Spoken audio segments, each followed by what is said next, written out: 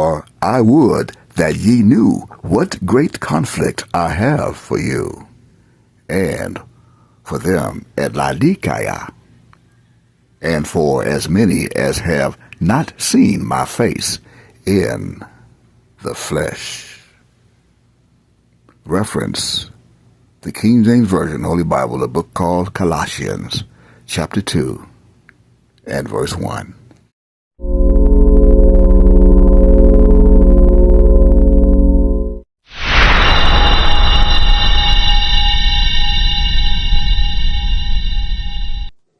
And the government shutdown has now reached day 27, and the impacts, they are being felt for travelers at airports and by federal workers facing layoffs. NBC's Hallie Jackson is following the latest.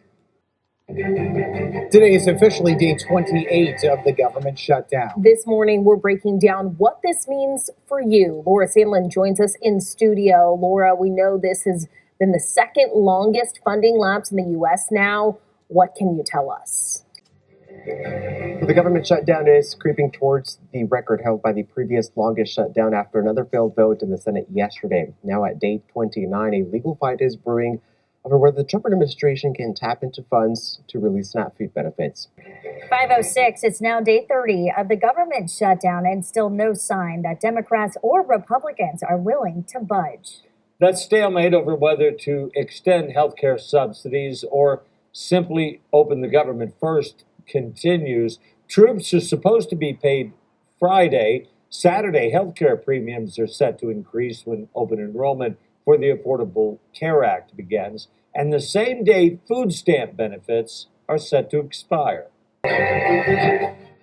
Well, it is day 31 of the government shutdown, and neither chamber of Congress is in session. That means the shutdown will last into next week. So President Trump, though, is throwing a major curveball into the shutdown showdown. He's calling on Republicans to go for what is called nuclear option. He says that is to get rid of the filibuster. Doing this would let GOP members pass a short-term funding bill to reopen the government with a simple 50-vote majority instead of the 60 needed. Whom shall he teach knowledge? And whom shall he make to understand doctrine? Them that are weaned from the milk and drawn from the breasts. For precept must be upon precept, precept upon precept, line upon line, line upon line. Here a little, and there a little. For with stammering lips and another tongue other than Hebrew will he speak to this people, to whom he said, This is the rest wherewith ye may cause the weary to rest, and this is the refreshing, yet they would not hear. But the word of the Lord, Yod, was unto them precept upon precept, precept upon precept, line upon line, line upon line. Here a little, and there a little, that they might go and fall backward and be broken and snared.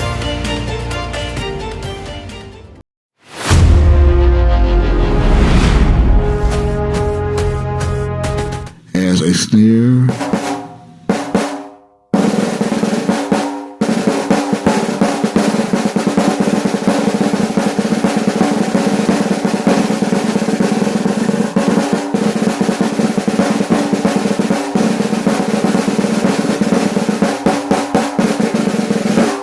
shall it come on all them that dwell on the face of the whole earth, a snare.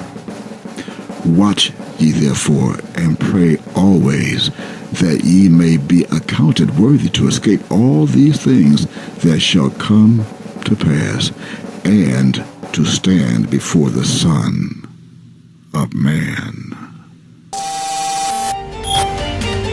And taken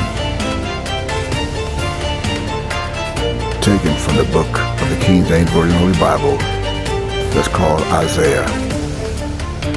In chapter 28, beginning at verse 9, from verse 9 to 13.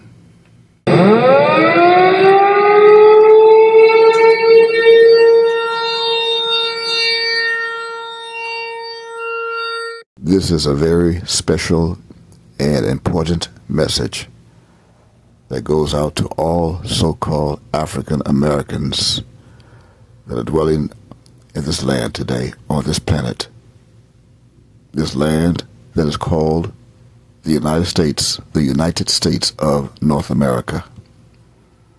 Those who are the descendants of the so-called Negro slaves from the fourth tribe of Israel that's known as Yehuda, Judah, should you prefer in English.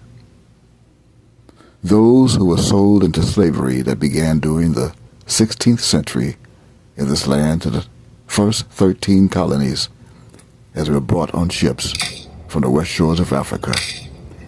Those that remain today are especially known as African Americans, and especially those on social media's channels such as Facebook and YouTube, on those two websites, as well as TikTok and Twitter. To all those that can hear this voice, this is a very special message that we encourage you to pay close attention to these words. And for the record, today, on this side of this planet's hemisphere, and from the east coast of the United States of North America, is known by their calendar, the Gregorian calendar, as Monday, October 27th, 2025. Government shutdown has now reached day 27, and the impacts, they are being felt for travelers at airports and by federal workers facing layoffs. NBC's Hallie Jackson is following the latest. And exactly 90 years ago on this date, on Sunday, October 27th, 1935, the God of the Hebrews exited a womb out of a human vessel and took on the form of a man as he dwelt in that vessel from time to time to bring a message and to fulfill prophecy to this planet, and especially those that are here in the United States of America today. His name at birth was known as Yehua Mitchell Jr. That's the name that was given to him at the time. Although spiritually, he took on the appellation throughout the years by two known names of the Bible. The first would be known as Moses, Moshe in Hebrew. The leader of Miami's Yahweh Temple is Moses Israel. His followers have recently come under investigation And carried the surname of Israel, just as promised in Isaiah chapter 44 and verse 5. He took on the surname of Israel. Moses, Israel. All that was here at the beginning, from that time. But there is no beginning. In other words, in the beginning was the Word, and the Word was with God, and the Word was God. The same was in the beginning with God, as is read in the book called John of the New Testament of the King James Version Holy Bible, in chapter 1 and verses 1 and 2. However, to everything there is a season and a time to every purpose under the heaven. A time to be born, as that terrestrial vessel came out of a womb and was born again on Sunday, October 27th, 1935, and a time to die. The very same vessel died on Monday, May 7th, 2007, a little over 18 years ago on this date. And there was also a time to weep during that time. According to Ecclesiastes of the Bible, the Old Testament, King James Version, in chapter 3, Ecclesiastes of Jeremiah, Yirmiyahu. There's also, in that same book, a time to rend and a time to sue, a time to keep silence. And now, here is that time to speak. He hath made everything beautiful in his time, the God of the Hebrews.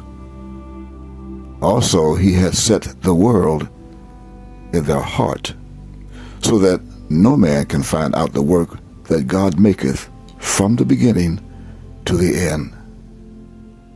There is no beginning.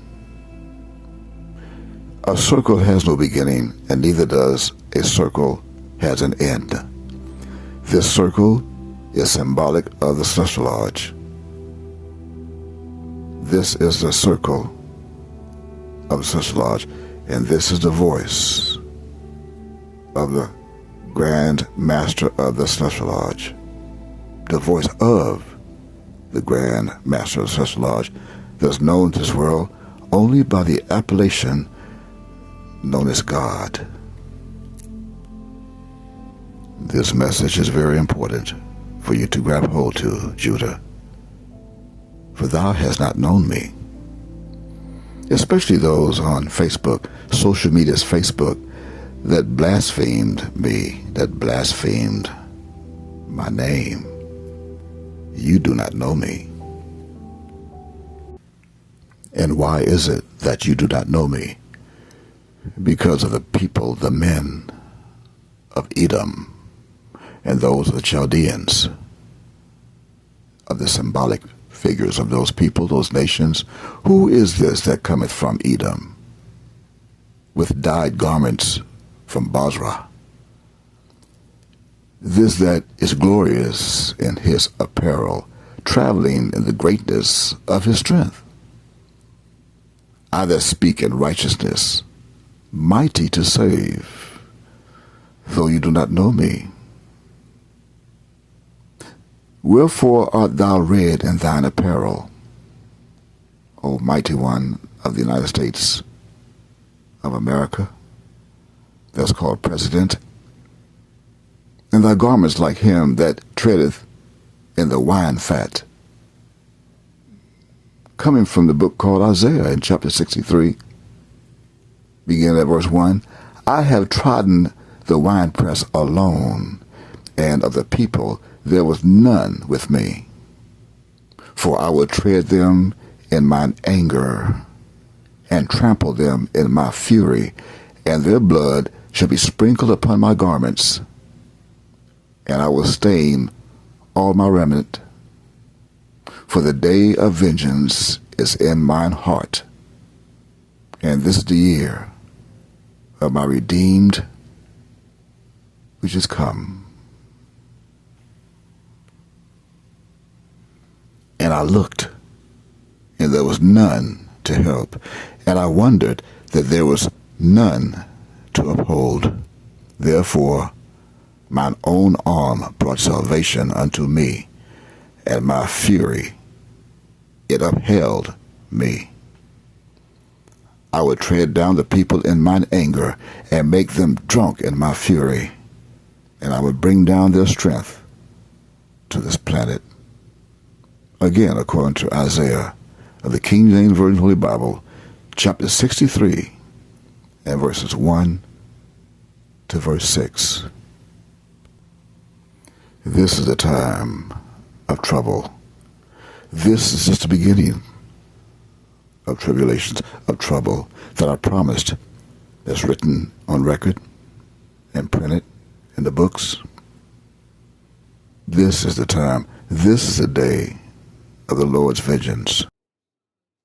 Catastrophic landfall from Melissa is imminent. And no, there can't be a Category 6 because after this Category 5 makes landfall in the next few minutes, there's nothing left. After catastrophe, after the homes are gone, after everything's washed away, when there's nothing, no structures, the western side of the island gets wiped clean. When that happens, you can't get worse than that. Catastrophe, that's what it means. That's why the scale only goes up to a 5. So while this storm right now is testing the laws of physics, it is a Category 5 with 175 mile per hour sustained wind, 200 mile per hour wind gust, at least. And that's an average from the National Hurricane Center, the hurricane hunters going in and measuring the storm, okay? Just an average. So you've got numbers higher than that. And what is happening on the ground right now is the hurricane force wind is going to miss Kingston, and it's going to hit Montego Bay, Black River, and down to the south, okay, of Montego Bay on the western side. Let's take a look at it right now on the forecast maps here. I'll show you this in more. And our team coverage of the hurricane now turning to Local 10's Jackie Pascal. She has a closer look at the widespread devastation left behind by the storm that saw top wind speeds of 185 miles per hour. Melissa is coming from Jamaica, where it made landfall as a Category 5 hurricane yesterday, the strongest storm to ever hit Jamaica. And even though Melissa has now moved on, the destruction that it leaves behind will be felt for a long time. We just issued a release that notes that the government of Jamaica has issued an all clear. Clear to walk outside, but remain cautious. Jamaica now working to sweep up what was swept away in the strong winds of Hurricane Melissa. My neighbor lost our roof and it damaged our house. The storm surge waters now receding, revealing roads broken into pieces. No. Downed power lines and palm trees. It was terrible. The wind, it was violent. And people trying to make sense of this powerful storm. It was us weeping when we hear the breeze. The slow-moving system turning the Black River Police Station into a refuge for residents whose houses flooded. And now Jamaica's Commissioner of Police is clearing away at headquarters himself. 195 mile an hour wind. I've never seen that before. President Donald Trump seeing images of the damage too, saying the U.S. has to help. We have to, on a humanitarian basis, we have to. Incoraggio le autorità civili a fare tutto il possibile. And even the head of the Catholic Church, Pope Leo, preaching today to pray for those impacted and volunteer to help. Again, beginning October 27th, 2025 of their calendar. This is also known as the 15th day of the 8th month, 6028 of our celestial calendar. That is what this date is to the Celestial Lodge. Even as many of you asked, who is he? Who is Micah? And why did not Yahweh ben Yahweh tell us of Micah? Where did Micah come from? He was not back there in the days of Yahweh ben Yahweh. That is what they are saying. Are you one of those listening to this recording now, to this video, viewing this video? Are you one of them who's guilty of those statements, to that question? If so, if you are one of those, then walk with me, come back with me, and allow me to introduce myself to you, to your reprobate mind. Because you were warned. You were also told that I was coming. In fact, you ignored the announcement as you continue to this very day to announce your ignorance. The following video testimony that you're about to see was recorded in the mid-1980s that features, I quote, Yahweh ben Yahweh, end quote, teaching and prophesying from his podium that was located at the time at the Temple of Love International Headquarters that was located at the time at 27 66 Northwest 62nd Street in Miami of Florida. The subject, he was testifying about the one to come that would be known by many appellations. And it was prophetic, that was yet to be fulfilled. That is, until now. So listen and hear as follows. John spoke what Yahweh gave him to speak, right in the book of Revelation. John the Revelator. Let's talk about Jesus. They're not are out of date or that's prophetic. You see, Jesus, the man that is called, Jesus, remember his name is Yeshua. Yeah. Yeshua was a disciple of John. John was the man. John was the prophet. So, therefore, John was prophesying about a coming, which is the first in the series. So, since John was the one that was the prophet, then the man that was called Jesus was baptized by him. That made him a student and a disciple of John. And John said, I saw a man in the end time. He would be very spiritual. And when he was spiritual in time, he was so big to time. And God used the whole truth. When that man comes, he will also be the shadow of the heaven of God people do. He will be known as a lion of the tribe of Judah. He will be known as Michael and of the kingdom of the devil.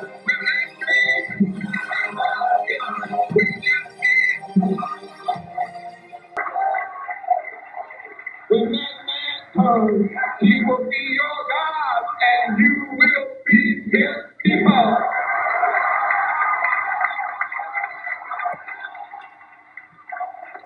And you are looking at that man.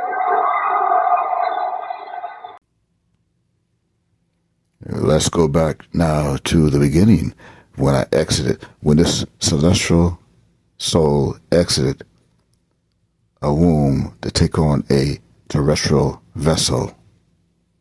My soul is celestial. I come from everlasting. I come from everlasting, where there is no beginning and no ending. It's a circle. And that's recorded. That's proven. It's on record. You can find that in Micah, in the book called Micah, of the King James Version Holy Bible, of all Bibles, the book called Micah, in chapter 5 and verse 2. I come from everlasting. And the mistake that you are making, many of you, all of you, that are guilty of this, is that you think I am an ordinary man because I look like you, and that is why we warned you in Hebrews chapter 13, beginning at verse 1. I encourage you to let brotherly love continue. Even as the Chaldeans and those of Europe, of Edom, they warned you and told you to be not forgetful to entertain strangers. They told you that we look like you. We could be sitting on an aircraft, a commercial aircraft, right next to you, flying 33,000 feet in the air, and you would not even know it's me. It's a God sitting next to you on a public transportation bus, in a restaurant, eating across from you at a table, walking in a mall next to you, and you have no idea that is me. Why? Because you forgot. It says, be not forgetful to entertain strangers, for thereby some have entertained angels unawares, according to verse 2 of Hebrews chapter 13. It's not merely that we're not alone, but we have never been alone. As I said, it's lucky I didn't end up in jail, because I drove my friends up the wall. I pushed my security clearance to the limit. I used to get into classified file cabinets and sort through material and look for photographs and reproduce things that should not have been reproduced. If there had been a threat from these guys, whoever these guys were, Right. it would have been over a long time ago. As one of our old generals used to say, they could have cleaned our clock from the very beginning. Because when we started shooting at them, they had a unique way of eliminating all of the electrical systems in our aircraft. That these guys could be walking up and down the corridors of Shape Headquarters, or the Pentagon, or the White House. Were they? I have always suspected that, yes, they had been. How do you tell Christian fundamentalists that that lovely man from Galilee 2,000 years ago was a part of that program? The subject was UFOs, and that intrigued me a bit. When that study was concluded in 1964 and it was published, and I was still working in the war room at that time, I had access to this document. I had a chance to read it. And having been exposed to it, I must tell you honestly that my life has never, ever quite been the same. Because I read first-hand reports, verifiable NATO military material that indicated that the UFOs were not only real, that they represented something far beyond anything I had ever imagined before. When the study was concluded in '64, they concluded that there were 4 different groups apparently coming and visiting us. Out of those 4 different groups, one group looked exactly like we do, so much so that they could sit beside you in a restaurant or in an airplane or in a theater, and you'd never know. And that particular point bothered the military guys a lot. The point being that some of these people from somewhere could be walking up and down the corridors of Shape Headquarters, or they could be walking up and down the corridors of the Pentagon. One day at lunch, a lieutenant colonel made the remark, he says, "Jesus, do you realize they could even be in the White House?" So how is it? How is it that I look like you? No, I do not look like you, for thereby you look like me. I created you in mine own image, according to Genesis chapter 1 and verse 27. 27, the same as his date, October 27th, for thereby I came out of a womb on September 27th of this calendar in the year 1954, which is the same as the 15th day of the 7th month of our calendar in the year 5957. 5,957 years from the time that I gave Cain a chance to rule this world for 6,000 years. Though I was born on Monday, September 27th, 1954 of their calendar, to take on a human vessel, a human-like vessel, to walk on this planet, to walk among people, to be raised around my own, who I came to. I came to my own. I came to my own. Just as it says in John chapter 1. I came to my own, and my own received me not, according to verse 11. I came into my own, and my own received me not, just as they are not receiving me today. And John warned them and told them who I am. So, therefore, John was prophesying about a coming, which is the first in the series. All things were made by me, and without me was not anything made that was made. I said made, not formed. My Father formed. He formed everything. He formed me as the light. And in my formation, he placed in me life. He placed Yod inside of me. In me is life, and the life that I possess inside of my vessel, inside of my soul, my celestial mind, is the light of men. And I shine my light in the darkness of the minds of my people. but my people comprehended it not. Even to this day, they are in the darkness. They comprehended not this light that I bring to them. John, who you know today, many of you who are viewing this video are listening to the words.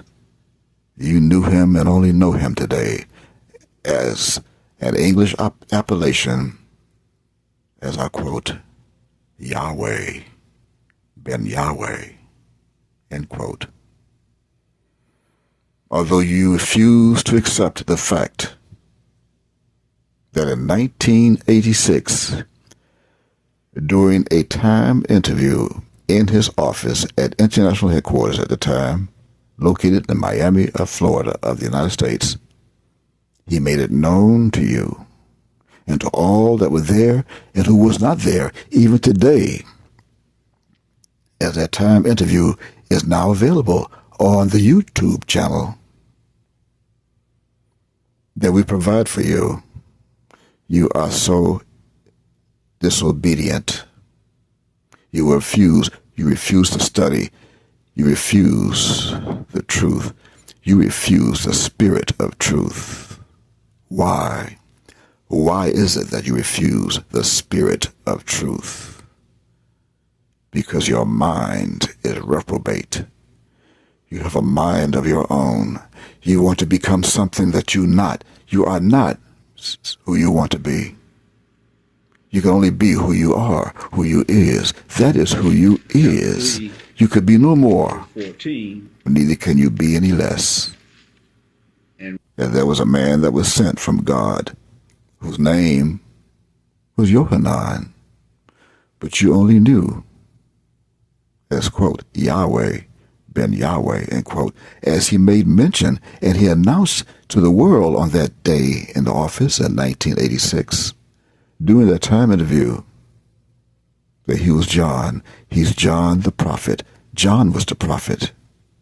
John was the man. Listen, here is a short clip of that truth.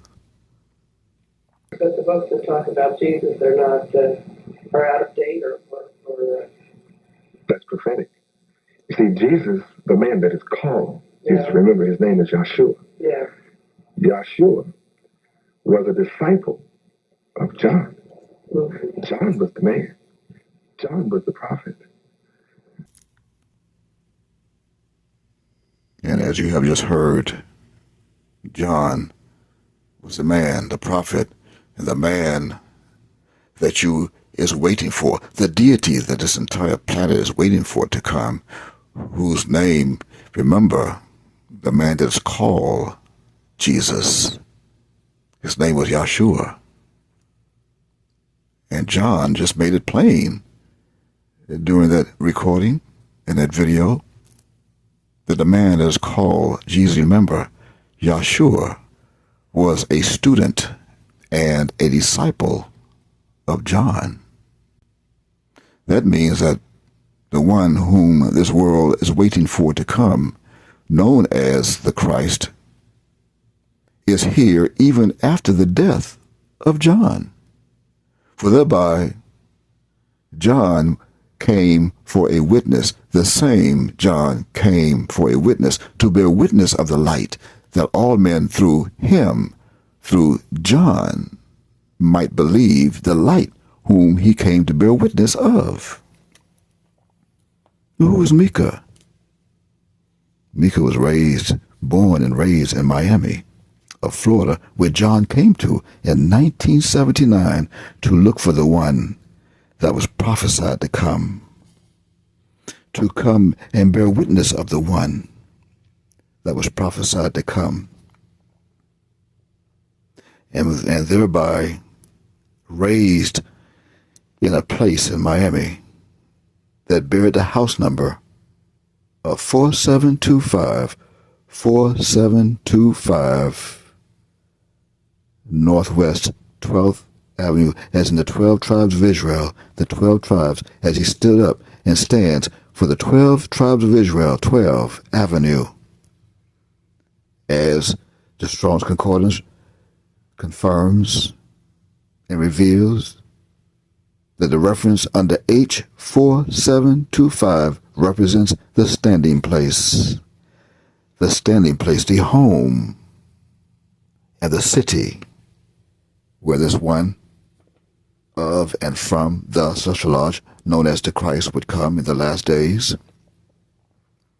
And so much until in 1979 he came into the knowledge of Yahweh, just as John said that they both would. Take another listen as John tells the world in 1986 that they both had to come into the knowledge of Yahweh. Why? Because there is no Yahweh in Hebrew. It was preserved for the last days when they come into an English-speaking people taken by English slave masters to bring them into an English land to learn the knowledge of Yahweh. Take a listen. The books that talk about Jesus are not are out of date or That's prophetic. You see, Jesus, the man that is called, Jesus, remember his name is Yahshua. Yeah. Yahshua was a disciple of John. John was the man. John was the prophet. The man called Jesus, when he was baptized, baptized had nothing to do with the water. Again, the scriptures are written figuratively, literally, in metaphors, similes, in prose, and in poetry, and full of allegories. So when you read of the man that was called Jesus being baptized and being put under water, then I would have to teach you what baptized means. You'd have to break down the word baptized in all of its letters. See, every word is scientifically composed of letters that are words within themselves. Every letter is a word. So when you break down the word baptized, you have B, which follows A, and I am A. Alpha. B follows the series of A. And B is also the word BE, which comes into existence as a result of A. So, therefore, John was prophesying about A coming, which is the first in the series. And the second set of the word is APT, meaning apt. Now, to be apt, you have to be, that meant that the man was baptized by John, had to become clever, adroit, sagacious, etc., in the ism of John. That made him an ist. That's why he was called John the Baptist. See, he too.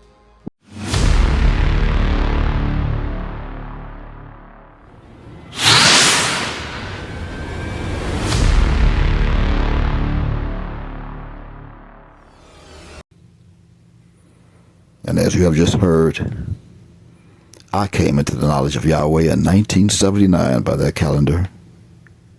And that's when I met John. I met John, but by another appellation known as, quote, Moses Israel, end quote.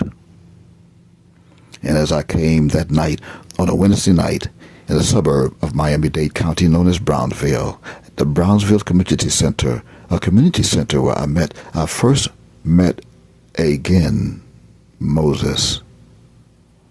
Just as I did, it's recorded in the book called Exodus in chapter 3. Again, I met Moses. Moshe. We called him Ak Moshe. I was there that night on a Wednesday night in late October of 1979. And toward the end of that class, it was called the Wednesday Night Yahweh's class, Bible study. And toward the end of our dismissal, he acknowledged all visitors that night, visitors that were visiting for the first time during that class. And he asked us to stand, and I stood among a few others. And there were only about 55 to 60 people in that meeting room. And as I stood, I waited. As others sat, as I continued to stand, he looked up at me from his podium, and Moshe Israel asked me at that time, I quote, "Are you ready to come home and accept Yahweh as your God?" End quote. And before he can say God. I said, yes, I'm ready to come home. And immediately after that, he said, well, let me give you your Hebrew name. And as I stood, he looked down at his white Bible, and he turned the pages. He opened the Bible and turned a few pages. And as he looked down the Bible, he looked up at me. And then he looked down the Bible and turned a few more pages and looked up at me. And as he wet his fingers, his fingertips, and turned a few more pages, he looked down, and then he looked back at me, and then for the final time he looked down, and as he looked down, the pages stopped. And as they stopped, right in the middle of the book, as I can see the Bible looking up at him from my view, he looked up at me and said, here's your Hebrew name. Your Hebrew name is Micah. And at that moment, every adult in that center that night said, quote, praise Yahweh, end quote.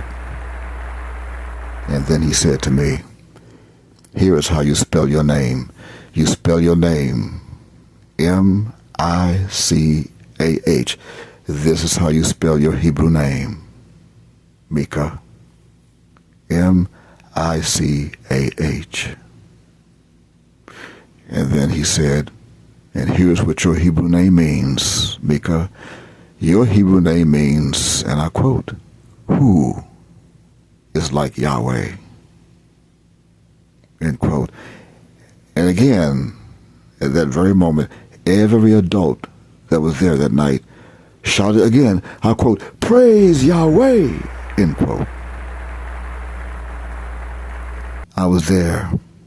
Were you? Are you one that was there that night? If you are still living today and viewing and listening to this video, were you there that night? Can you bear witness to the world that you were there and you know that is exactly what happened as I bear witness to the truth and testify of the truth as promised in St. John chapter 16 and verse 13? For thereby I am the Spirit of truth. And furthermore, in June of 1981, I moved into the temple of love with Moses Israel as he asked me to move in with him in the temple of love. And I therefore agreed and moved. And at that time, he appointed me as his head chef, his cook, his personal chef, and put me in charge at the time of what we call, I quote, Yahweh's Cafe, end quote. That was in 1981. Also in 1981, on November 8th, 1981, God called me into a room and placed on his hands rubber surgical gloves and covered his face with a mask and told me to stand before him. And I did. And on the 8th day of November, the 8th month, the 8th day of that month and our month, in 1981, on the 8th day, God circumcised his son, his only begotten son, with his own hands. He circumcised his son to continue the covenant of the circumcision in 1981. In 1985, God sent me out into the wilderness. But that was not until after I stood in the very same temple doing a news interview as a news media came to interview Moses Israel, Ak Moshe, for various reasons of the wicked that were accusing the temple of love of hideous and criminal acts that were not true. would we, being who we were, who we are, it was prophetically promised that we would, so we did. And I stood during the interview. I stood as Moshe, Moshe, Moses Israel called me and said to me, stand with me in my office on my left side. Right in the camera's view, I want you to stand where the camera will be facing so they will see you in the camera view. Why? So that I can be seen today. For all of those unbelievers who would say, where did Micah come from? He wasn't back there in the days where here I am today. And there I was yesterday. The same yesterday and today and forever. Just as printed and read today in the book called Hebrews chapter 13 and verse 8. I stood that day in the office with Moshe in 1982. The same Moshe sent me out as an elder to a city of Florida that's called Jacksonville, and I opened a temple. I found a temple, I opened a temple, I created a temple, I renovated a building, I opened a temple of Yahweh, and right next to it, I opened a Yahweh food co-op. I did that. Who? Elder Micah Israel. I did that. I was there. Were you? And in 1983, a year later, Ben Yahweh sent me to Detroit, Michigan, as the very first elder to that city to open another Yahweh temple, and I did. 11311 Woodward Avenue, I opened a Yahweh temple as Elder Micah. Where were you? Were you there? And now back to 1985, during a feast of Passover unleavened bread, as we came to the city of international headquarters of Yahweh, I was sent out into the wilderness to fulfill Isaiah chapter 40 and verse 3. That says, of the King James Version Bible, I quote, the voice of him that crieth in the wilderness, prepare ye the way of the Lord. Yod, make straight in the desert a highway for our God. Mem Yod.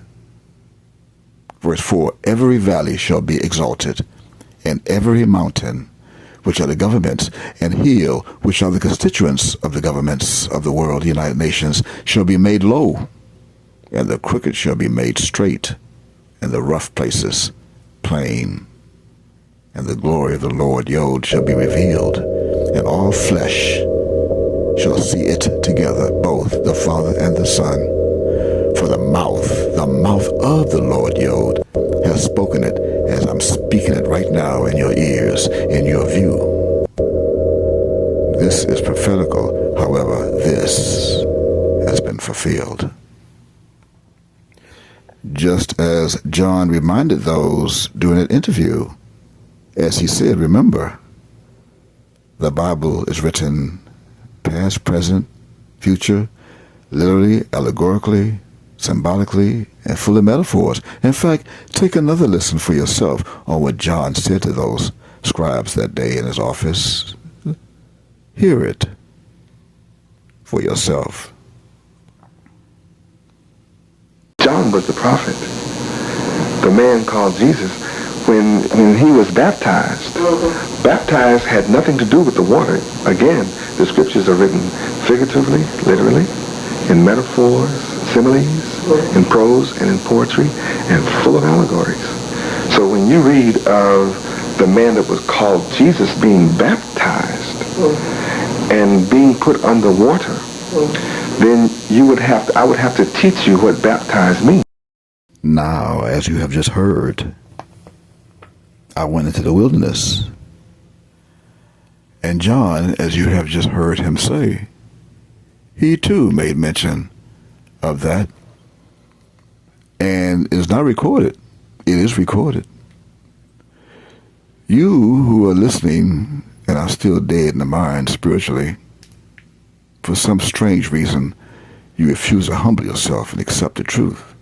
You actually think that John, who's no longer here in that vessel, my Ab used that vessel, has been destroyed. In fact, take another listen on what happened to that vessel during May of 2007, whom they thought at the time they were speaking to Yahweh ben Yahweh. You see, Ma'ab came into the vessel whenever he chose to come in it, he did. And he would come down and sit in that vessel and talk to whomever he wanted to talk to. So take another listen on what happened to the vessel. As record now shows that a so-called, quote, Hulan Mitchell Jr., end quote, a.k.a. also known as, I quote, Yahweh ben Yahweh, end quote, died on Monday, May 7th, 2007. However, you can't kill God. Listen. The man called Christ. Mm-hmm. Do you see such an end for you? Will you die? Will you be persecuted? I'm being persecuted. Will you be fatally persecuted? I cannot be fatally persecuted. I'm incarnate. You can't kill God. It does not matter at all about the vessel that I'm in. I chose to come in it, and this physical vessel is totally irrelevant. Totally. I am spirit. And I'm truth, and I'm life. And I'm light. I'm the light that lighteth all men that cometh into the world. Did you hear it? Of course you did. But here is what you did not hear that's also printed in a book called John in chapter 1. As they asked him during an interview, as I read in verse 22, quote, Then said they unto him, Who art thou? That we may give an answer to them that sent us from New York. Why sayest thou of thyself? What is it that you have to say? Of yourself, Yahweh ben Yahweh, of thyself. Verse 23, and he said, I am the voice of one crying in the wilderness. Make straight the way of the Lord.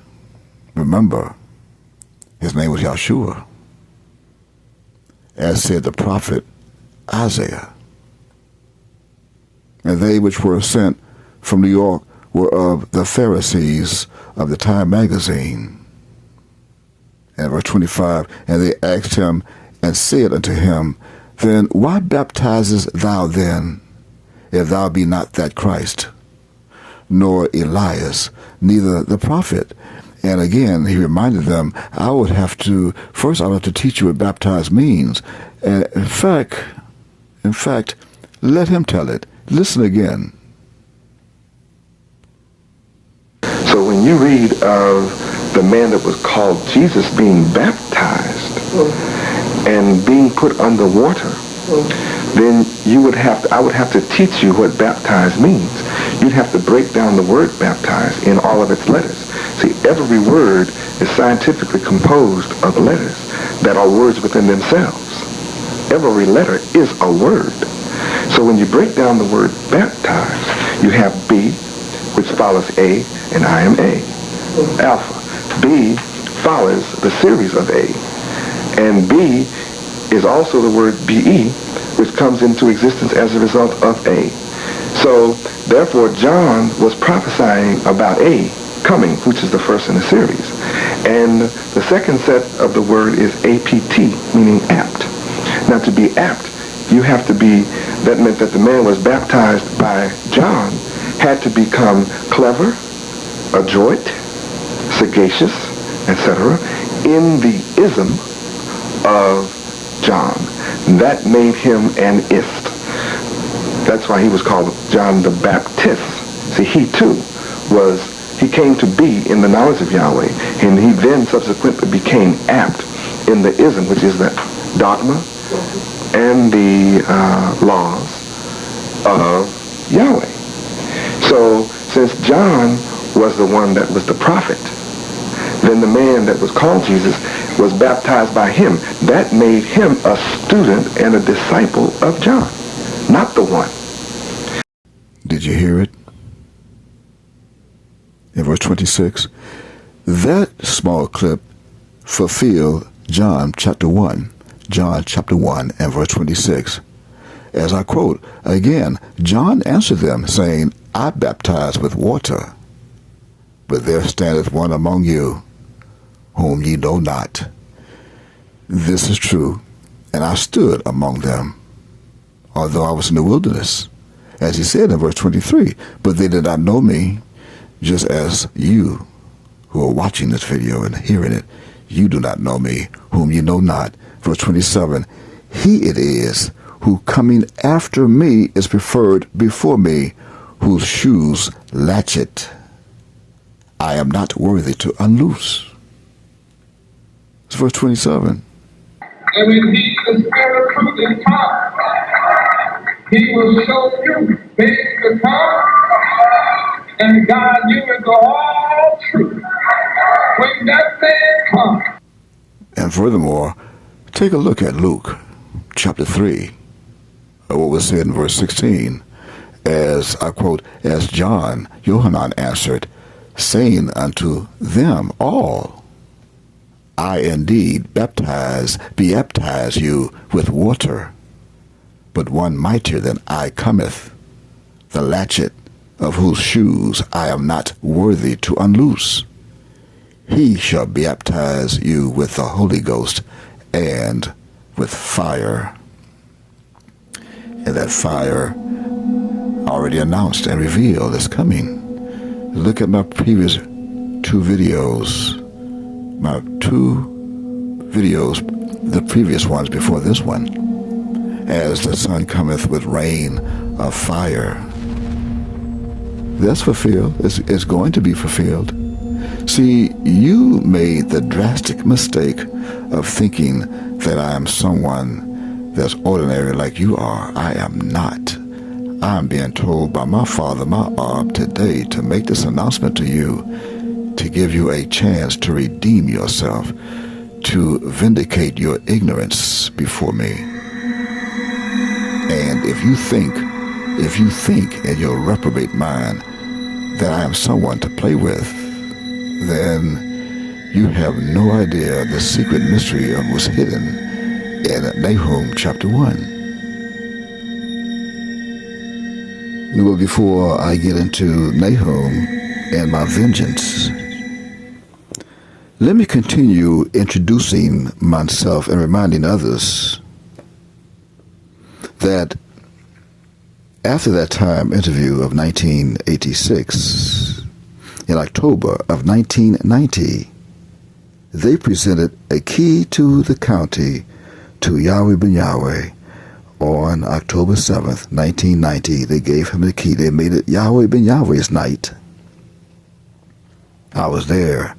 Yahweh ben Yahweh, although I was out in the wilderness, he sent a personal invitation to me, to my office, with a VIP invitation to sit right up front where he stood on a podium, and I was there. And here's a short video clip to prove it. I was there. Who? Micah, whom you know not. Chemical elements, spell them, define them, tell you what it means to put one chemical with another chemical and what that produces, what product you get from that reaction. That's because we teach them. And then I take it a step further. I have institutionalized the knowledge of Yahweh at Yahweh. I was there.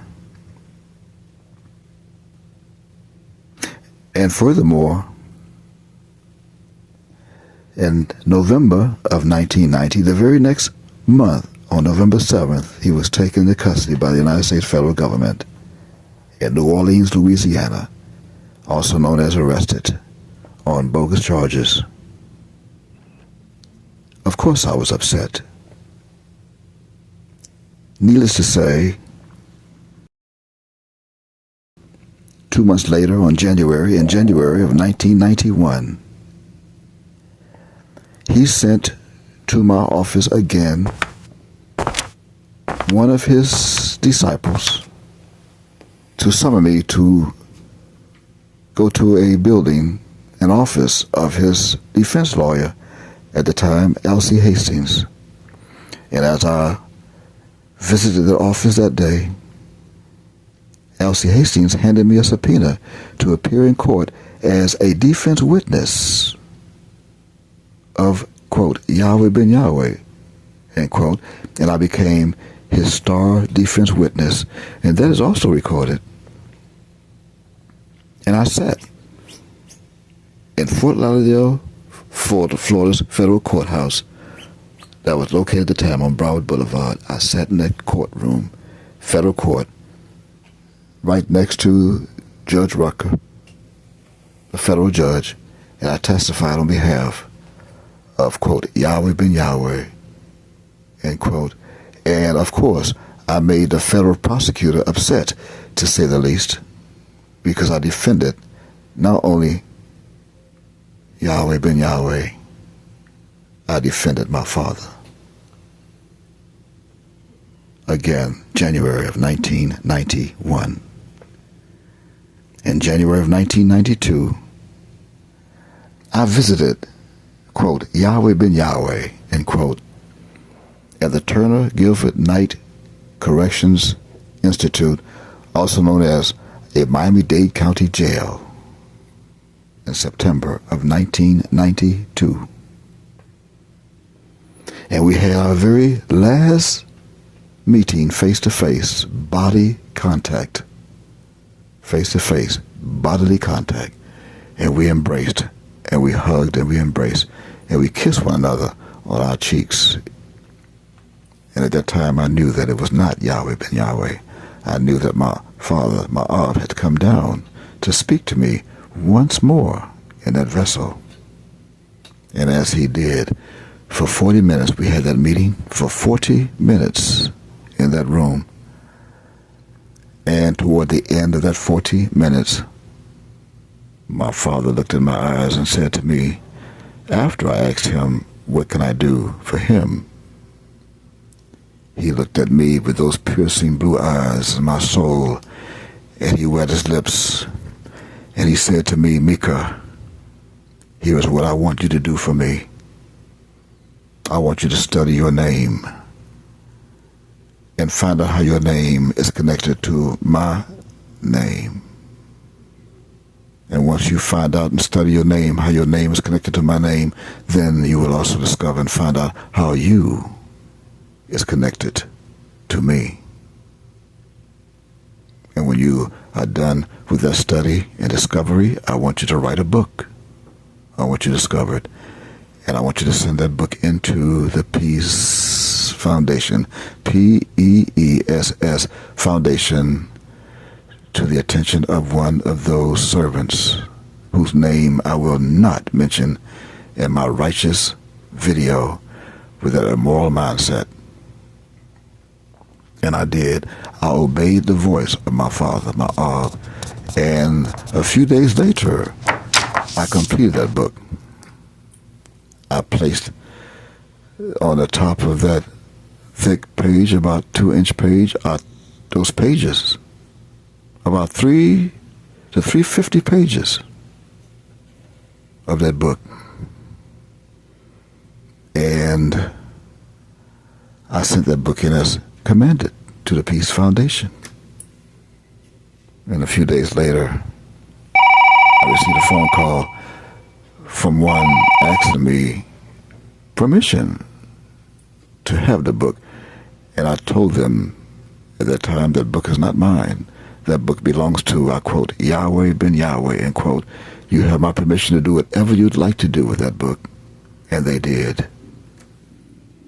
A few weeks later, I received a package in my post office box in Miami Lakes at the time. I received a slip in my box because the package was too big to get inside the post office box. And as they brought the package to me in a manila envelope, I opened the envelope, and out comes, I pulled out 2 books. one hard copy and one soft copy. And the title on the book was and is, still is, I quote, I bear witness of the Son, Yod-Heh-Wav-Heh, end quote. And that was unexpected because I sent the book in and put on the front page of the book on a white sheet, Micah, in all caps, Micah, just as he told me that night, that Wednesday night in 1979, how to spell it from left to right, M-I-C-A-H, who is like Yahweh.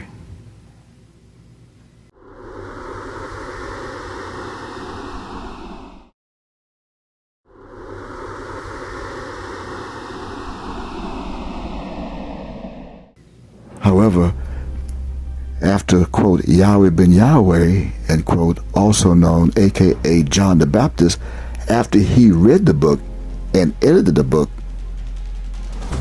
he titled the book for himself to the world to announce who I am to him, to fulfill John chapter 1. To fulfill John chapter 1. And verse 6 and 7. Verses 6 and 7 of John chapter 1, as I quote, there was a man sent from God whose name was John. Verse 7, the same came for a witness, to bear witness of the light, that all men through him might believe. Verse 8, he was not that light. John was not that light, but was sent to bear witness of that light. That was the true light. In verse 9, which lighteth every man that cometh into the world. Although a few weeks later, after John made the announcement to the Peace Foundation and all of those of Judah who were there back in those days, they ignored the book. As I came into their presence, they ignored the book. I came into their presence. I visited them in their Wednesday night meetings, their Bible meetings and studies, and that fulfilled verse 10. It says, he was in the world, and the world was made by him, and the world knew him not. As I came to my own on those nights during September of 1992, as it says in verse 11, I came into mine own, and mine own received me not. But as many as received me, to them gave he power today to become the sons of God, of Yod, even to them that believe on his name. And what did I do? What did I do? It's a question. I did what I was sent to do. I became me. I became whom John said that I am, the Son, Yod-Heh-Wav-Heh, whom they knew not.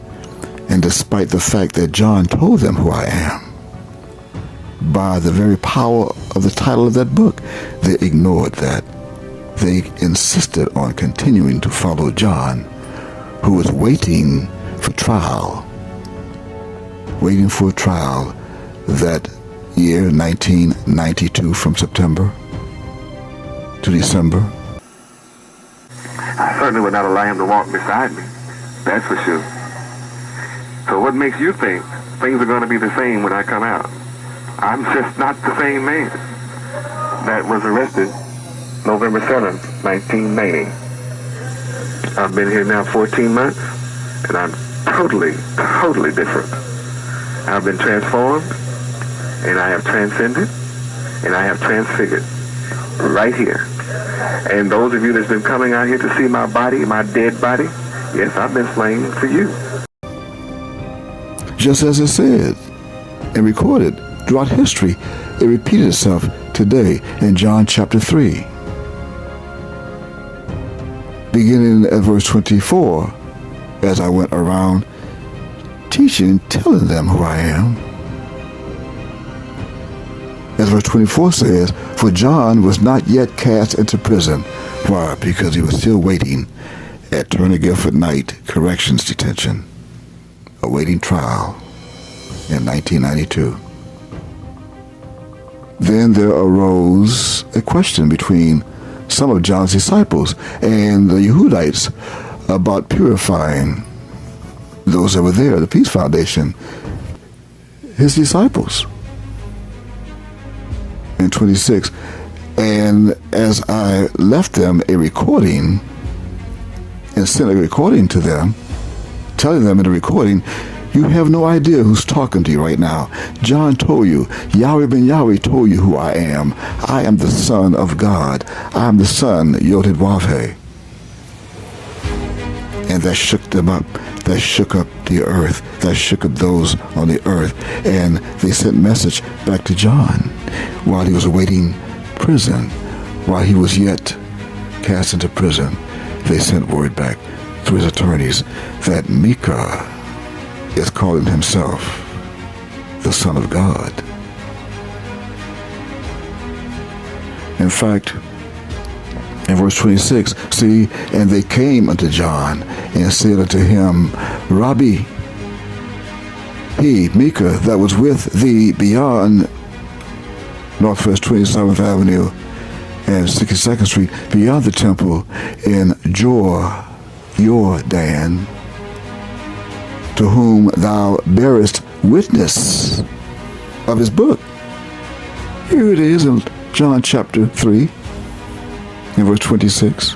I repeat, and they came unto John, Yahweh ben Yahweh, and said unto him, Abba, Micah that was with thee beyond Jordan, to whom thou bearest witness, behold, the same baptizeth, and all men come to him, even today. And verse 27, as in October 27th, Yohanan, John, also known as Yahweh ben Yahweh, answered and said, a man can receive nothing except it be given him from heaven. Verse 28, ye yourselves bear witness, ye yourselves bear me witness, that I said, I am not the Christ.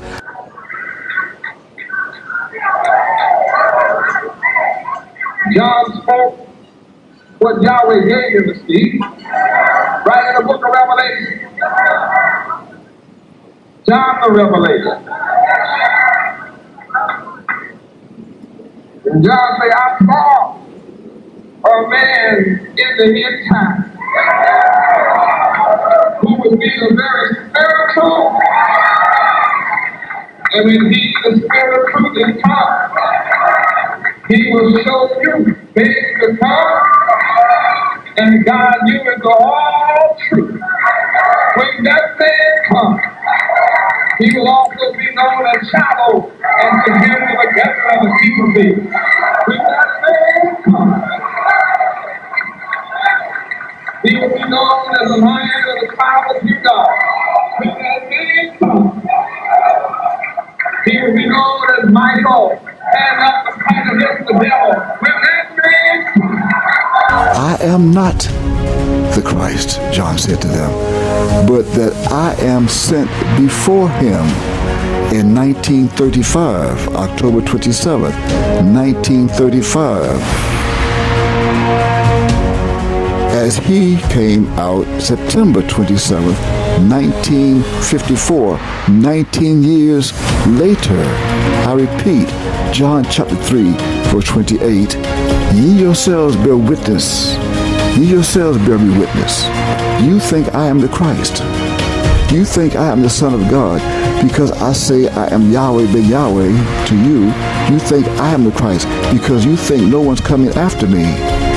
And yet I tell you there's one coming after me that you preferred before me, but ye bear me witness that I said I am not the Christ. but that I am sent before him. Verse 29, John chapter 3. He that hath the bride is the bridegroom, but the friend of the bridegroom, which standeth and heareth him, rejoiceth greatly because of the bridegroom's voice, the bridegroom's voice that you hear now. This, my joy, therefore, is fulfilled. He must increase. In verse 30, he, Micah, must increase, but I must decrease. He that cometh from above is above all. He that is of the earth is earthly, and speaketh of the earth. He that cometh from heaven is above all. I brought manna down with me from heaven. I brought bread down with me from heaven. And what he hath seen and heard, that he testifieth, and no man receiveth his testimony. That's John speaking of Micah. He that hath received his testimony has set to his seal that God is true. I repeat, John chapter 3 and verse 33. He that hath received his testimony hath set to his seal that God is true. Verse 34. For he whom God hath sent speaketh the words of God. I repeat, John chapter 3, verse 34. For he whom God hath sent speaketh the words of God, for God giveth not the Spirit by measure unto him. I repeat, for God giveth not the Spirit by measure unto him. Verse 35. The Father loveth the Son, and hath given all things into his hands, all things into his hand. He that believeth on the Son hath everlasting life, and he that believeth not the Son shall not see life, but the wrath of God abideth on him. And furthermore, in 1999, I left this country and went to the Bahamas, the islands of the Bahamas, the Commonwealth of the Bahamas. And I resided there for 8 years and returned in 2007. While I was on the Bahamas, on the island of the Bahamas in Nassau, I formed a storm. In 2005, I formed a storm that was called, and they named it Katrina. And Katrina was sent to where I sent it. After I left New Orleans, the first week of August of 2005, I visited New Orleans and I warned them, and I told the people there that a storm was coming. It was going to be a terrible hurricane to destroy and to kill. They ignored me. So later that month, for the first time in the history of this world, a hurricane was formed off the island of Nassau in the Bahamas that they named Katrina. 2007, I returned to the United States after reading all the books that John wrote and sent to the Peace Foundation. The Peace Foundation, I read all of the books, all of them, as John fed me on an island from his mind, from my father's mind to his mind to my mind. I returned, but you know me not. You ask him, who is Micah? Well, here is who I am. In October, on the 27th day of October 2013, I sent a storm to Europe. They named that storm St. Jude. I sent that storm as a result of the acquittal of George Zimmerman for the murder of Trayvon Martin. I sent that storm to that part of the world in Europe. You see, they acquitted George Zimmerman for the murder, the senseless and brutal of Trayvon Martin. Brutal. I sent that storm. And that storm landed.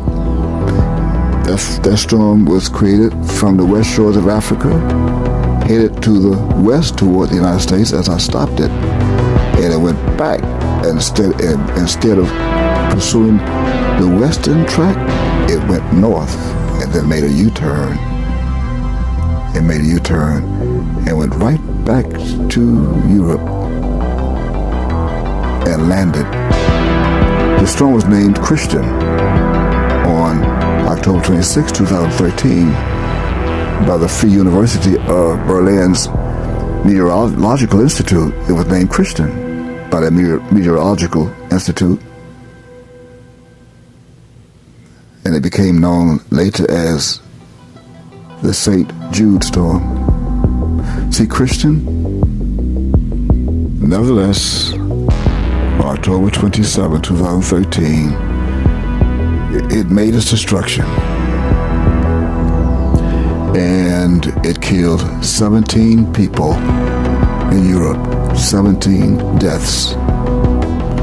It was the highest wind speed that was recorded in Denmark. They had gusts of up to 194.4 kilometers.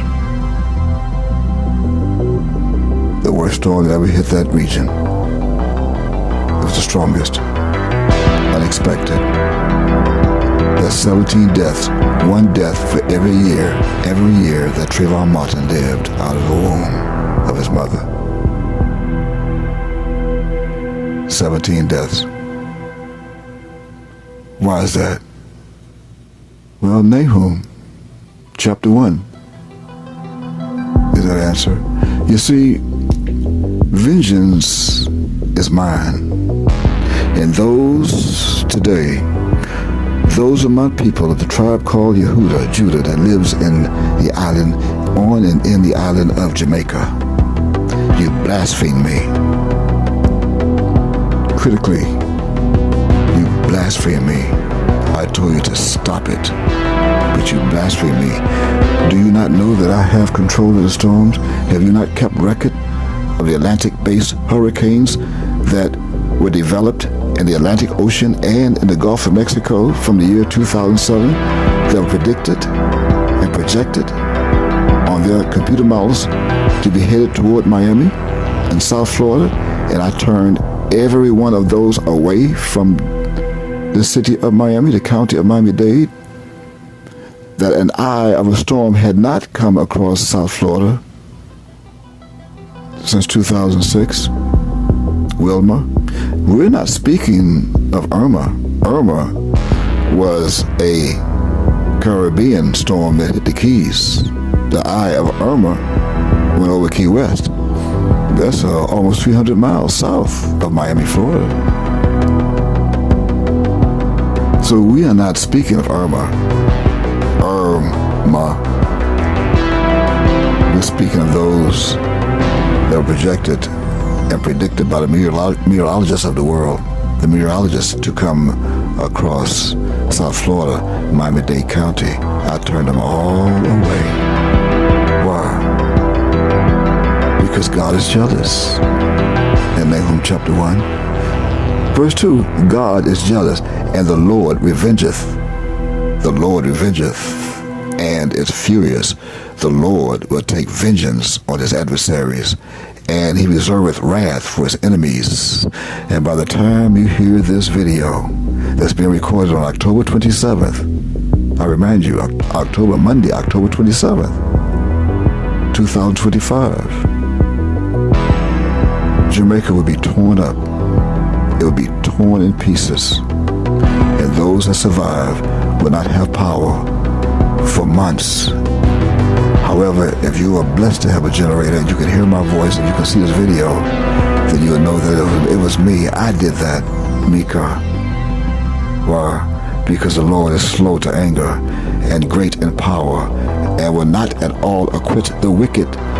The Lord, Yod, hath his way in the whirlwind and in the storm. Who is like Yod? Who is like Yahweh? The sun, Yod-Wah-He, and the clouds are the dust of his feet. See the dust? Again, appeared in this video as it did in my two previous videos, the dust. Verse 4, he rebuketh the sea and maketh it dry. He drieth up all the rivers. Bashan languisheth, and Carmel, and the flower of Lebanon languisheth. See Lebanon again? The whiteness languisheth. The mountains quake at him, and the hills melt at Jamaica, and the earth is burned at his presence. It's going to burn, yeah, the world and all that dwell therein. Who can stand before his indignation? Now we're coming from Micah chapter 7, verse 8 and 9. The indignation of the Lord, I will bear it. And who can abide in the fierceness of his anger? His fury is poured out like fire, and the rocks are thrown down by him. The Lord is good. In verse 7, a stronghold in the day of trouble, and he knoweth them that trust in him. But with an overrunning flood, he will make an utter end of the place thereof, and darkness shall pursue his enemies. What do ye imagine against the Lord, you fools? He will make an utter end. Affliction shall not rise up the second time, is not. For while they be folded together as thorns, and while they are drunken as drunkards in the street, drinking and partying, giving in marriage and marrying, they shall be devoured as stubble fully dry. There is one come out of thee, spring out of Judah. Our Lord that sprang out of Judah, just as I said in Hebrews chapter 7, verse 14.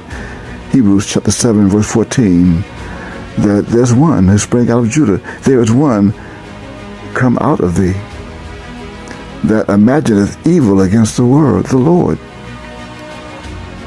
Just as there's one that's coming out of this country, this government, who's a wicked counselor. There is one that come out of thee, you evil people, just as there was one that coming out of Judah. The Lord sprang out of Judah. You think he's ordinary, an ordinary man, just like there's one that come out of thee, you wicked people that imagine evil against the Lord, O wicked counselor. Well, thus said the Lord, Yod, though they be quiet, and likewise many, yet thus shall they be cut down. They shall they be cut down. When he shall pass through, though I have afflicted thee, I will afflict thee no more. For now will I break his yoke from off thee, and will burst thy bonds in sunder. And the Lord Yod hath given a commandment concerning thee, that no more of thy name be sown. Out of the house of thy gods will I cut off the image, the graven image, and the molten image. I will make thy grave, for thou art vile. Behold, in Nahum chapter 1 and verse 15, behold, upon the mountains the feet of him that bringeth good tidings, that publisheth peace, Shalom. O Yehuda, Judah, keep thy solemn feasts. Keep thy solemn feasts. Perform thy word, thy vows. Perform thy vows, for the wicked shall no more pass through thee. He is utterly cut off, and that's forever. And what else must I say to you? I am Micah. Vengeance is mine. Just as it says in Isaiah chapter 63 and verse 4. Vengeance is mine. In fact, beginning at verse 1 of his vengeance in Isaiah chapter 63. Well, who is this that cometh from Edom and dyed garments from Basra, as I mentioned before at the beginning of this testimony? This that is glorious in his apparel, traveling in the greatness of his strength in Air Force One, I that speak in righteousness, mighty to save. Verse 4, for the day of vengeance is in mine heart, and the year of my redeemed is come, this year, 6028 of our celestial calendar, or 2025 of their Gregorian calendar. And as I close this very important message and announcement to this planet, especially to those alliances on social media websites, again, like Facebook and YouTube, let me close by saying this. Words from Isaiah chapter 47. Come down and sit in the dust, O virgin daughter of Babylon. Sit on the ground. There is no throne for you. So sit on the ground, O daughter of the Chaldeans. For thou shalt no more be called tender and delicate. Take the millstones and grind meal, uncover thy locks. Make bare the leg, uncover the thigh, pass over the rivers. Why? Because thy nakedness shall be uncovered. Yeah, thy shame shall be seen. I will take vengeance, and I will not meet thee as a man. I'm not a man. I will not meet thee as a man. As for our Redeemer, the Lord Yod of hosts is his name, the Holy One of Israel. So sit thou silent, and get thee into darkness, O daughter of the Chaldeans, for thou shalt no more be called the Lady of Kingdoms of your statute of liberty. Your statute of liberty. See, I was wroth with my people. I have polluted mine inheritance and given them into thine hand during the 16th century. I repeat, I was wroth with my people. In verse 6, Isaiah chapter 47, I have polluted mine inheritance and given them into thine hand in slavery during the 16th century, beginning at the 16th century, as you say, until 1865. But they're still in slavery and bondage mentally. Thou didst shew them no mercy. You hung them on trees. You burned them on stakes. You shot them in the streets. You choked them to death in the streets. Upon the ancient hast thou very heavily laid thy yoke upon their necks, just as it says in Deuteronomy chapter 28 and verse 49.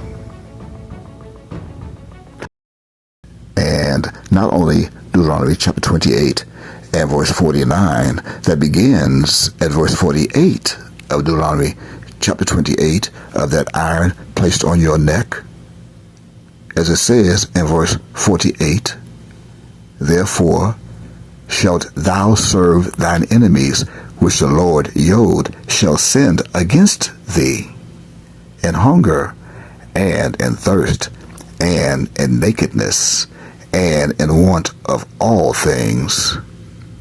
And he shall put a yoke of iron upon thy neck until he had destroyed thee. And in verse 49, and the Lord Yod shall bring a nation against thee from far, from the end of the earth, as swift as the eagle flieth, a nation whose tongue thou shalt not understand.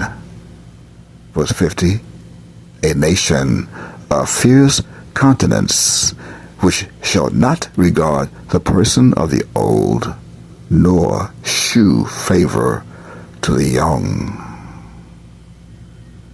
Again, in Deuteronomy chapter 28 of the King James Version Holy Bible, verses 48, 49, and 50. And thou saidest, I shall be a lady forever, so that thou didst not lay these things to thy heart, neither didst remember the latter end of it. Therefore, hear now this, thou that art given to pleasures, that dwellest carelessly, that sayest in thine heart, I am, and none else beside me. I shall not sit as a widow, neither shall I know the loss of children. But these two things shall come to thee in a moment, in one day, the loss of children and the widowhood. They shall come upon thee in their perfection for the multitude of thy sorceries, and for the great abundance of thine enchantments. For thou hast trusted in thy wickedness. Thou hast said, none seeth me. Thy wisdom and thy knowledge, it hath perverted thee. And thou hast said in thine heart, I am, and none else beside me. Therefore shall evil come upon thee. Thou shalt not know from whence it riseth, and mischief shall fall upon thee. Thou shalt not be able to put it off, and desolation shall come upon thee suddenly, which thou shalt not know. Period. And if you don't know me, if you don't know who I am, leave it alone, let it go. Do not blaspheme my name, and do not blaspheme me. I just told you who I am. If you refuse to believe it or accept it, then that is where your faith lieth at the door with Cain. Vengeance is mine. What is yours?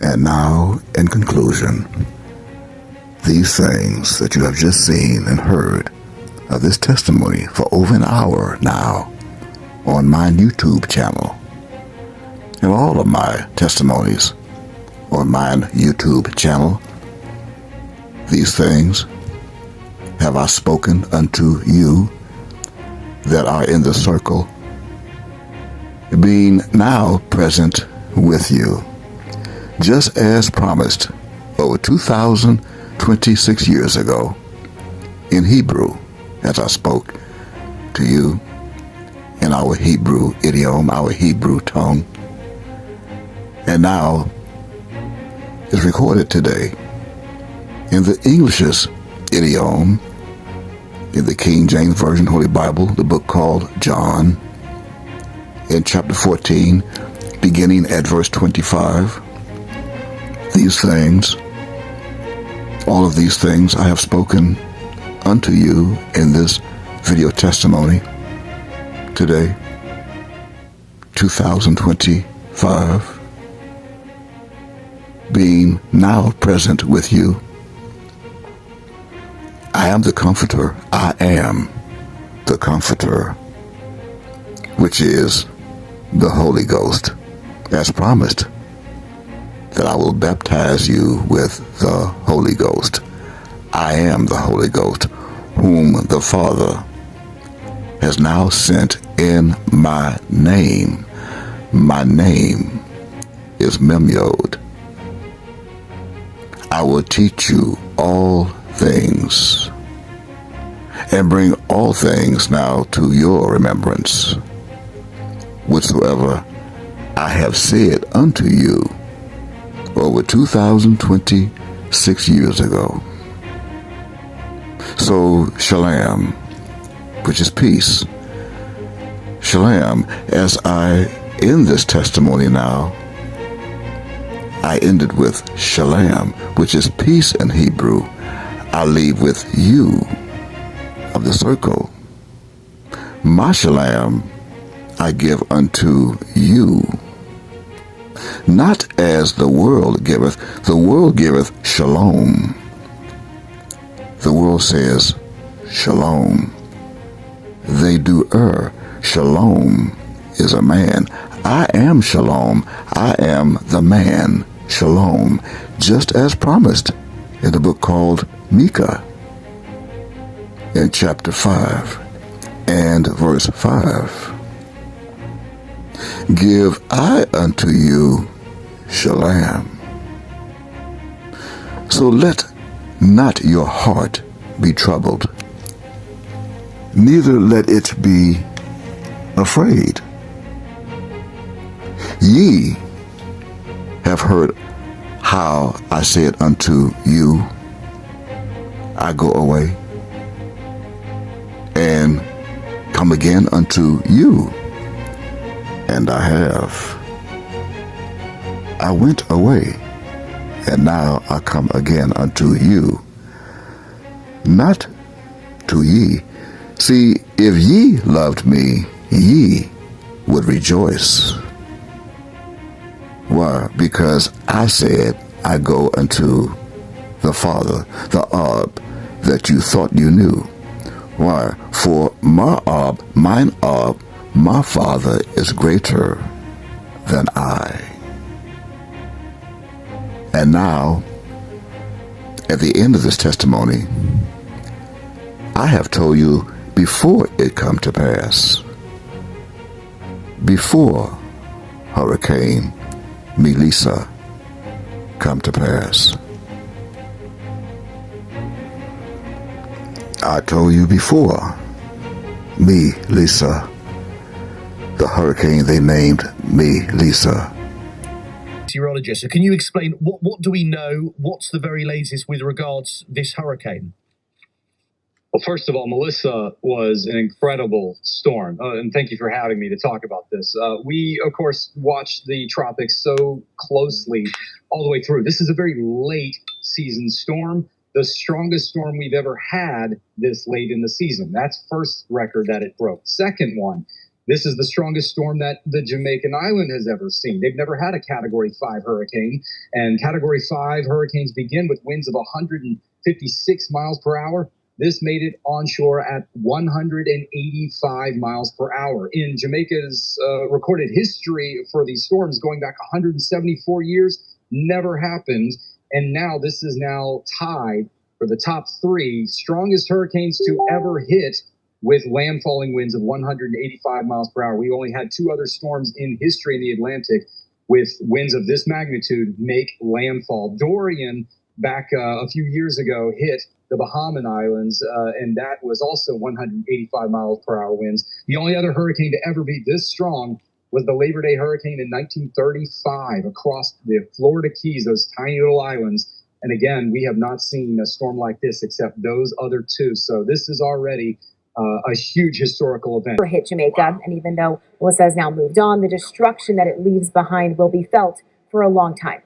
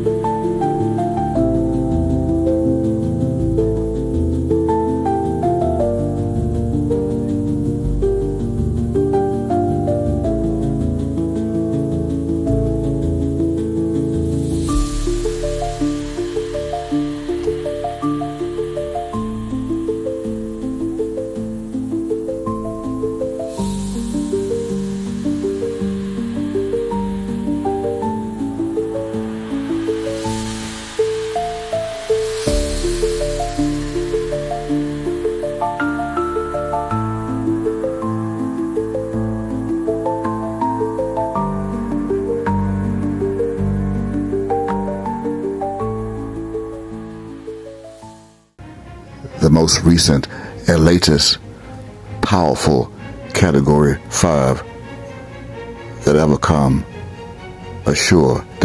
ashore in the islands of the Caribbean, Jamaica. I told you before it hit the island of Jamaica, it would be a record breaker. It would be a Category 7. 7, complete, perfect.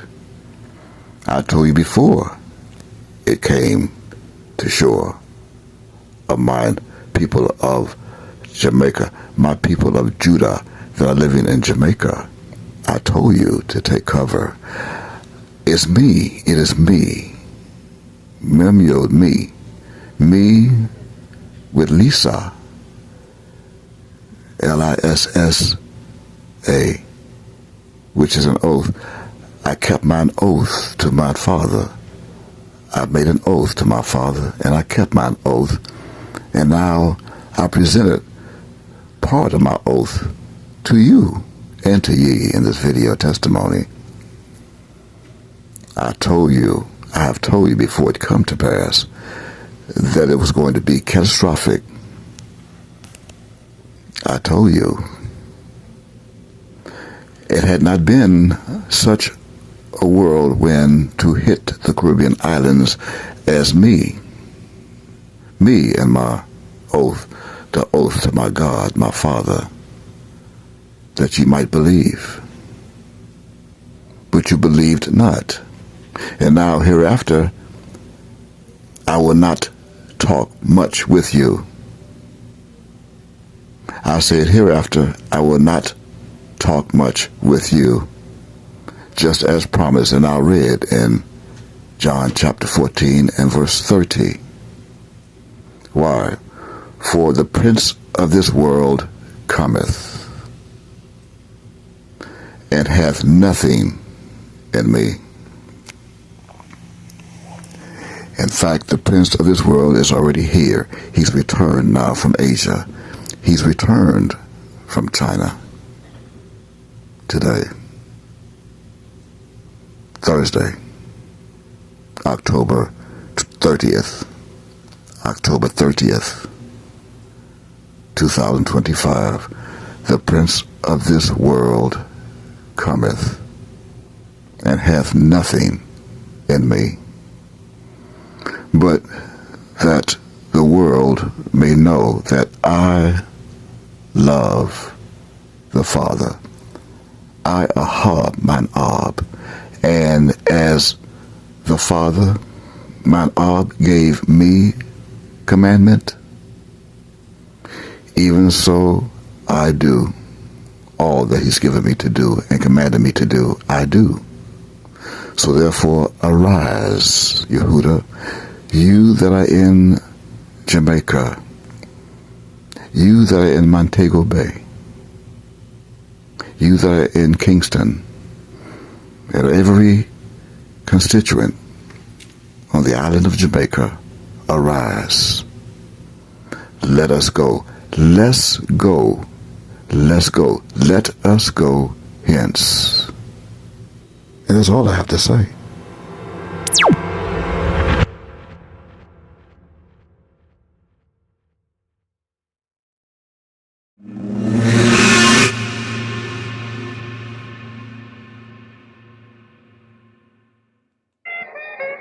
Hallelujah, Yahweh. Kazak Ve'ema. Baruch Hashem, Yahweh. What is our motto?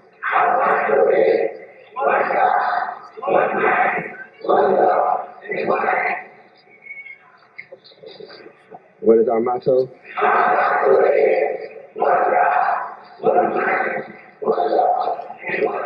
We're all for one. We vote for our brothers and sisters. What about soup? Praise Yahweh. How do we love Yahweh?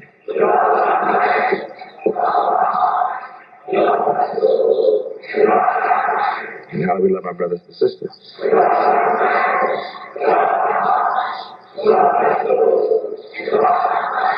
Praise Yahweh. What is the duty of a Hebrew man? What is the duty of a Hebrew woman? And what if he returns from the law? Praise Yahweh. What time is it? What makes up a nation? What makes up families? And if either turns from the law, and if either are weak, praise Yahweh. Praise Yahweh. Psalms 100.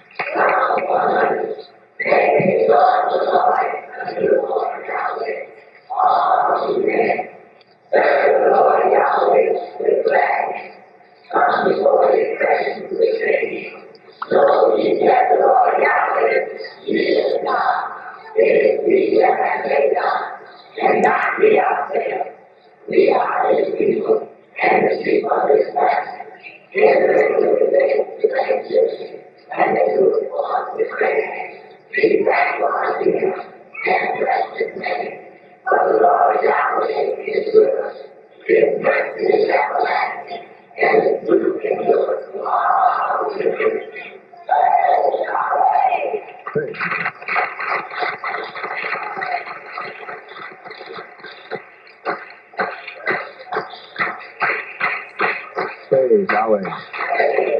What color is Yahweh Almighty? What color are all the prophets? What color is his son? What color is the nation of Israel? How many tribes of Israel? What's the name of the fourth tribe? What did Yahweh choose Judah to do? What did Yahweh choose Judah to do? How long? How long is forever? Praise Yahweh. What did Yahweh choose black Judah to do?